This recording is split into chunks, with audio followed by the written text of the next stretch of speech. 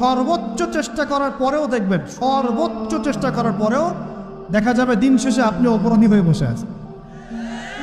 আর আমি একটা লেকচারে বলেছি না, পুরুষ মানুষ বোকা।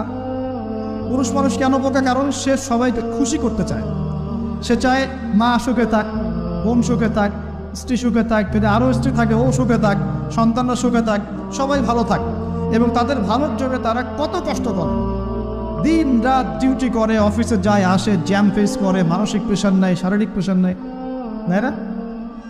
অথচ এই কষ্ট কিন্তু মহিলারা বোঝে না। বোঝে? সবাই বোঝে না। আছে অনেক ভালো স্ত্রী আছে, কিন্তু সবাই কিন্তু বোঝে না। মনে করে যে পুরুষ মানুষ মনে হয় ভোগবাদী, খালি মেয়েদেরকে ভোগ করতে চায়। অথচ সবাইকে সুখে রাখার এই চেষ্টায় একজন পুরুষ দিন শেষে নিজেই সুখী হয় না। বহু পুরুষ শেষ বয়সে গিয়ে একাকিত্বে ভোগে, একা হয়ে যায়।